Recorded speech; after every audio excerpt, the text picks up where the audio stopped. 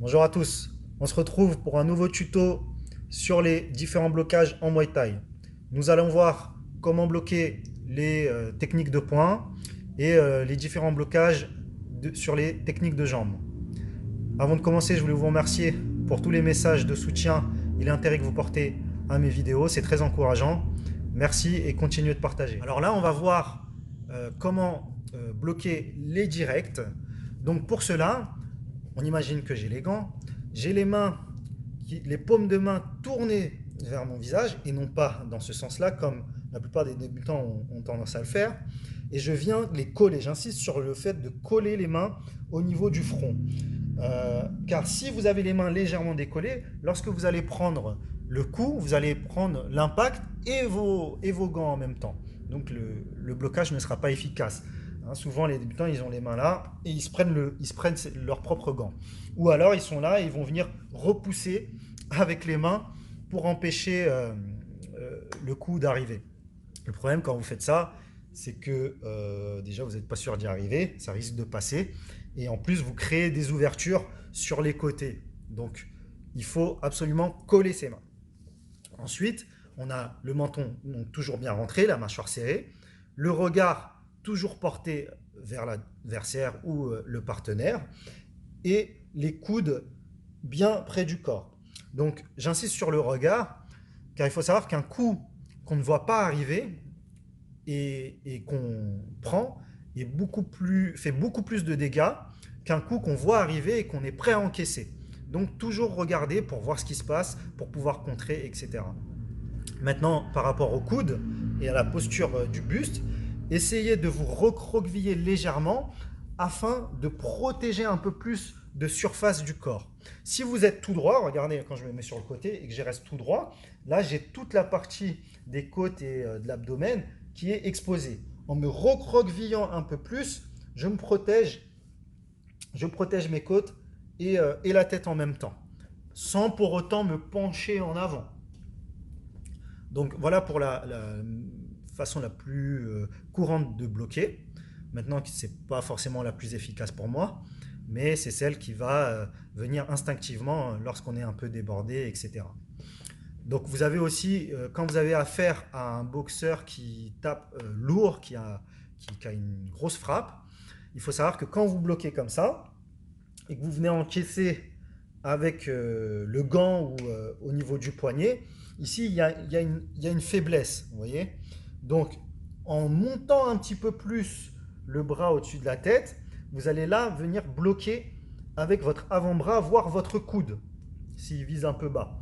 Donc moi je vais venir lever juste mon bras avant pour bloquer les directs, peu importe, qu'elles soient un gauche ou un droit.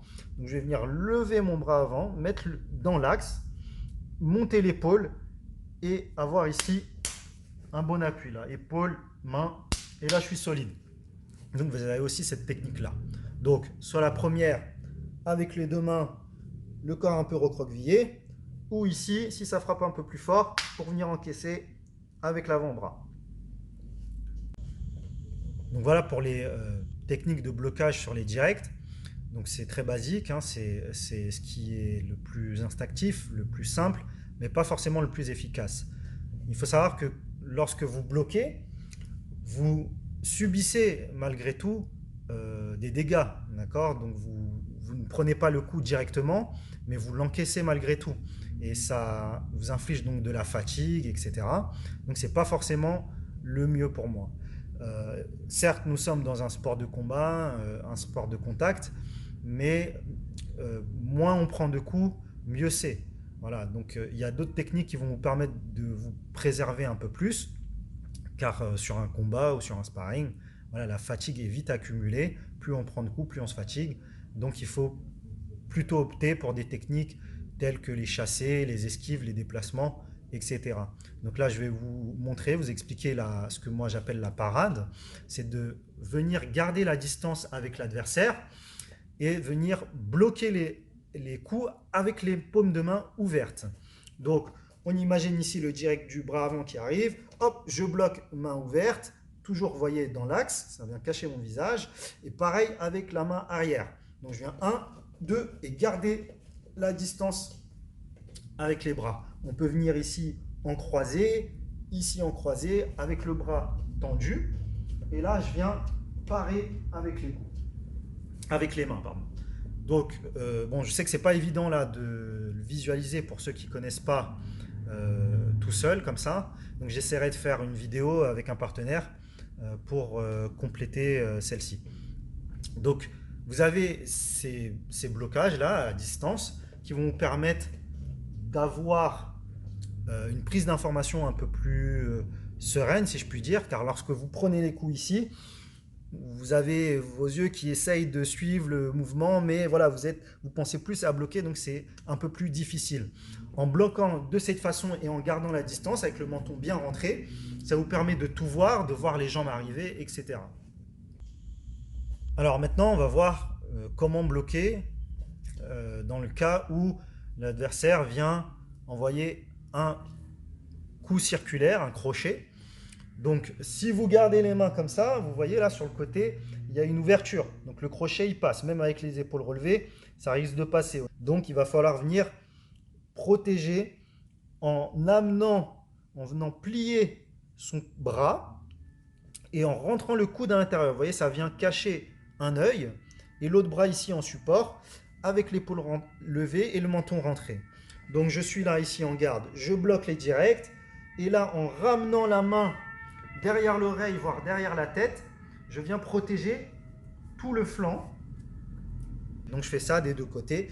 Ici 1, 2, 1, 2. Et on revient vite à sa position initiale car l'adversaire envoie des enchaînements, il n'envoie pas qu'un coup. Donc si je garde les bras levés ici, là je suis exposé. Donc il faut tout de suite revenir ici. Hop, hop, et on peut accompagner pour minimiser l'impact en venant exécuter une légère rotation pour accompagner le coup. Okay, donc on fait ça les mains ouvertes, voilà, pour avoir le moins de tension possible, mais on reste, voilà, on contracte et on relâche. Donc essayez de ne pas trop bouger non plus. Si vous faites ça et que vous vous tournez, là vous êtes de profil et c'est dangereux pour les coups suivants qui arrivent. Donc essayez de rester le plus en face possible de votre adversaire et de revenir tout de suite en position initiale. Vous avez aussi donc les blocages des coups au corps avec les poings. Donc pour les directs, même principe que le blocage à la tête, sauf que là on va venir fléchir et venir serrer un peu plus les coudes, hop, pour venir bloquer les coups qui arrivent au niveau de mon abdomen. Pour les coups qui arrivent au niveau des côtes, on va venir dans cette position-là, s'incliner légèrement sans baisser sa main pour venir mettre son bras en protection au niveau des côtes pour venir bloquer le crochet au corps ou l'uppercut.